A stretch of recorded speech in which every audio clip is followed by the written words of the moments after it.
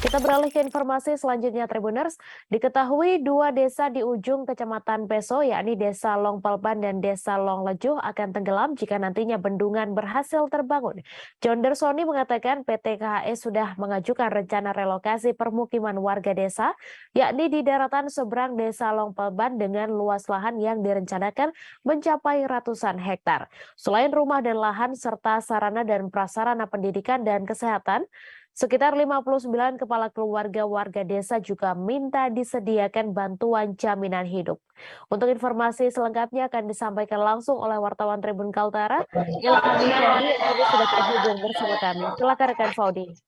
Baik, rekan Medan Tribuners dapat dilaporkan bahwa sampai saat ini pihak warga desa Longpelban, Kecamatan Peso, Kabupaten Bulungan masih menantikan kepastian terkait ganti rugi dan relokasi permukiman terkait pembangunan bendungan pembangkit listrik tenaga air atau PLTA Sungai Kayan. Pembangunan bendungan ini nantinya berdampak pada pemukiman warga Longpelban yang nantinya akan tenggelam jika bendungan PLTA itu berhasil terbangun.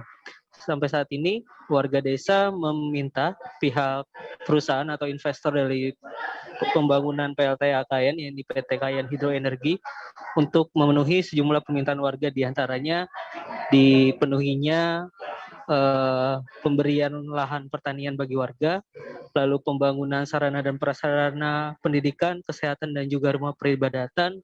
Lalu mengenai rumah di relokasi yang baru, Kepala Desa Longpelban, John Dersoni, mengatakan bahwa pihaknya meminta nanti ukuran rumah warga desa harus sesuai dengan ukuran rumah yang ada saat ini. Pihak PT Kayan Hidroenergi sendiri mengatakan bahwa progres pembangunan masih akan berlanjut pada tahun ini dan tahun depan. Untuk tahun ini pembangunan akan melanjutkan proses peledakan jalan dan juga sejumlah batuan untuk terhubung di lokasi titik bendungan 1 PLTA Kayan. Direncanakan pembangunan tubuh bendungan sendiri baru akan berlangsung pada tahun 2023 mendatang. Namun sampai saat ini warga desa belum mendapatkan kepastian dan kejelasan mengenai proses relokasi dan juga ganti rugi terkait relokasi permukiman warga di Desa Longpelban. Demikian rekan Mei laporannya. Baik, terima kasih rekan Faudi atas laporan Anda. Dan Tribuners, wartawan kami juga telah menghimpun wawancara dengan Kades Longpelban. Berikut tayangannya untuk Anda.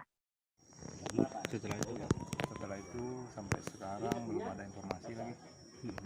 Tapi untuk rencana relokasi itu gimana sih, Pak? Untuk titik pastinya sudah ada. Relokasi sudah ada rencana. Oh, rencana Pak ya? Satu titik, Pak? Satu titik di seberangnya Pak ya. Satu daratan dengan Leju. Jauh naiknya, Pak? Enggak jauh. Berapa? Dari pinggir sungai berapa? Dari pinggir sungai, langsung dari pinggir sungai sampai ke darat sekitar 600 hektar. Oh, sekitar 600 hektar Pak ya? Yang disiapkan. Nanti Pak, untuk permintaan dari masyarakat Pak untuk ganti rugi untuk pemindahan itu bagaimana sih Pak? Mungkin ada hal-hal yang mungkin harus dibawa ke sana, macam ciri khas gitu. Ya, itu yang belum kita sepakati dengan pihak perusahaan. Tapi kalau permintaan begitu Pak? Permintaan kita termasuk fasilitas umum, seperti kuburan, tetap kita minta dipindahkan ke lokasi yang baru. Dipindahkan dalam kata arti yang sudah ada ini bangun baru gitu. Oh, dibangun baru. Kan tidak mungkin dipindahkan.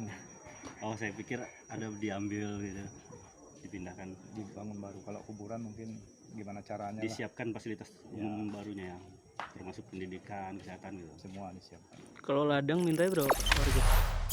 Jangan lupa subscribe, share, komen, dan like ya.